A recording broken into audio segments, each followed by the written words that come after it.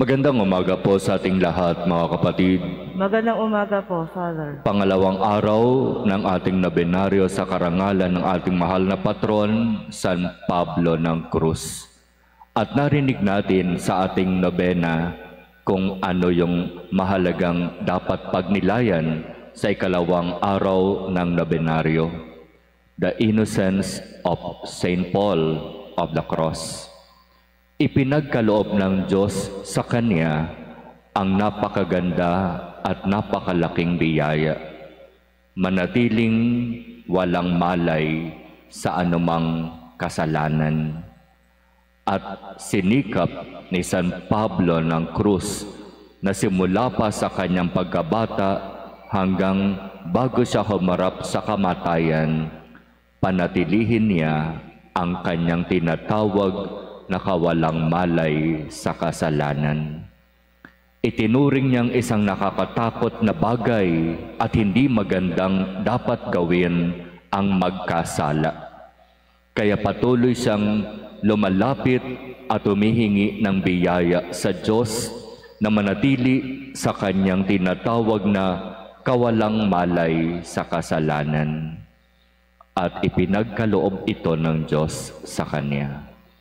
Kaya masasabi natin, si San Pablo ng Cruz ay isang napakagandang halimbawa kung papaanong magkaroon tayo ng malayang desisyon, umiwas, lumayo, tumalikod sa kasalanan.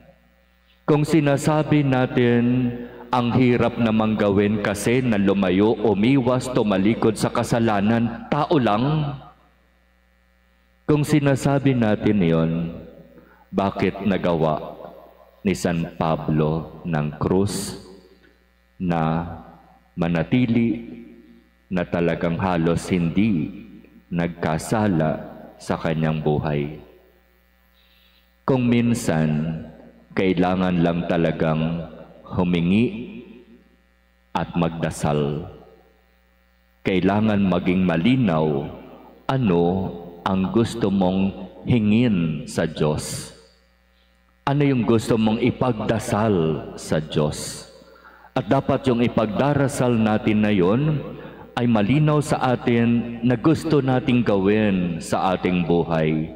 Kung hihingi ako ng biyaya sa Diyos na mapalayo sa kasalanan, kung hihingi ako ng biyaya sa Diyos na tumalikod sa kasalanan, dapat ako mismo ang gagawa ng paraan para mangyari yon.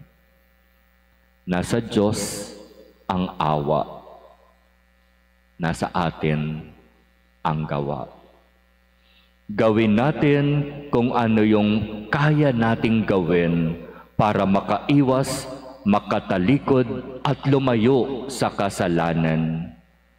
At hayaan natin ang biyaya ng Diyos ang siyang mangyari. Kaya nga lamang, di ba, humihiling tayo sa Diyos, pero hindi naman talaga tayo seryoso. Humihiling tayo sa Diyos, pero hindi naman talaga tayo naniniwala. Kung minsan sinasabi natin, kung ipagkakaloob ng Diyos. Doon lang sa salitang yon, meron na agad pagdududa. Meron na agad pag-aalinlangan kung ipagkakaloob ng Diyos. Di ba sabi sa atin, kapag tayo ay hihingi at hihiling sa Diyos, i-claim na natin na yung hinihiling natin ay ibinigay at talagang ibibigay yon ng Diyos. Kaya napakahirap kapag mananatili tayo sa sitwasyon at kalagayan ng kasalanan. Para bang lahat ng iisipin natin negative, lahat ng pwedeng gawin na maganda ay para sa atin hindi kaya, hindi pwede, imposible. Di ba ganyan yung naging karanasan ni Propeta Jonas? Narinig natin sa unang pagbasa kung papaanong dahil sa kanyang pangangaral nagbalik loob, nagsisi ang lahat ng nandoroon sa bayan ng Ninibe. Kaya dahil sila ay taos-pusong nagsisi, hindi itinuloy ng Diyos ang kanyang paggunaw sa bayan ng Ninibe. Pero malungkot si Propeta Jonas. Galit siya sa Diyos. At tinanong siya ng Diyos, anong ikinagagalit mo, Jonas? Kasi naman, bakit pinapunta mo pa ako doon sa bayan ng Ninibe para mangaral? Hindi mo naman pala itutuloy ang paggunaw sa kanila. Napakahirap kapag iba ang pag-iisip natin at kapag hindi natin inuunawa ang kung ano ang pag-iisip, mayroon ang Diyos. Galit na galit si Jonas.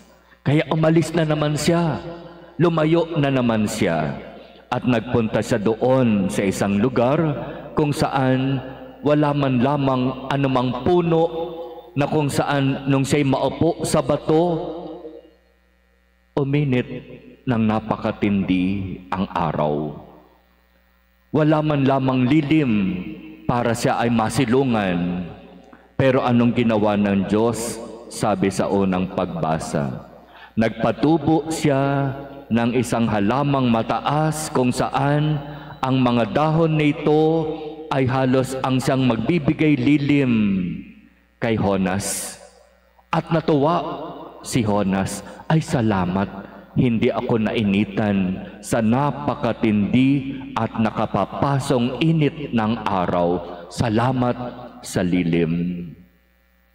Pero sabi ng unang pagbasa, kinabukasan, pinadapuan ng Diyos ng maraming mga insekto ang halaman na yon at kinain ang lahat ng dahon. At muling uminit ng napakatindi at nagalit na naman si Jonas. Bakit mo tinanggal? Bakit mo pinatay ang halaman? At doon, napakaganda ng sinabi ng Diyos. Tumubo ang halaman na yan, lumago sa loob ng magdamag, namatay kinabukasan. Wala kang kahirap-hirap, pero bakit ka nalungkot nang ito'y mamatay? Di ba ganyan din ang sitwasyon ng Ninibe?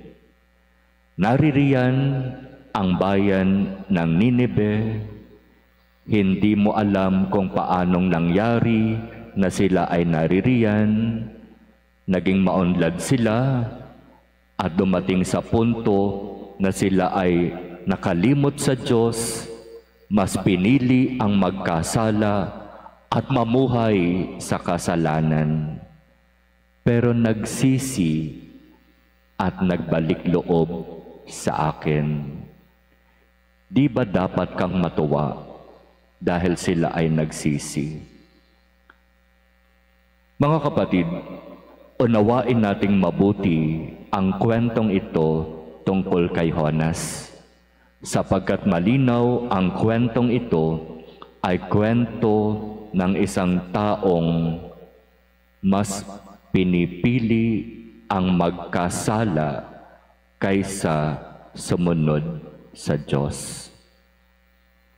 Ang galit ay malinaw na hindi sa Diyos. Kaya huwag nating hayaan na magpadala tayo sa galit. Huwag nating hayaan na ibagsak tayo ng galit. Sapagkat ang kasunod ng galit, pagkakasala. Kaya nga, dito sa kwento kay Jonas, makikita natin sa kabila ng matinding galit ni Jonas sa Diyos, nanatili na kalmado ang Diyos. Hindi niya tinapatan, hindi niya sinabayan ang galit ni Jonas. Bakit? Sapagkat siya'y Diyos at hindi tao. Kaya huwag nating hayaan na manatili tayo sa sitwasyon at kalagayan ng kasalanan. Gusto ng Diyos na iahon tayo sa sitwasyon na yan, katulad ng bayan ng Ninive.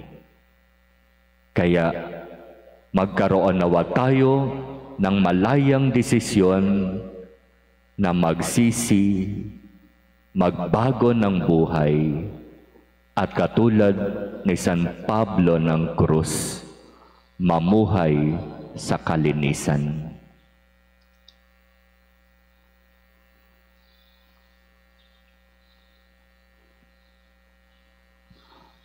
Amen.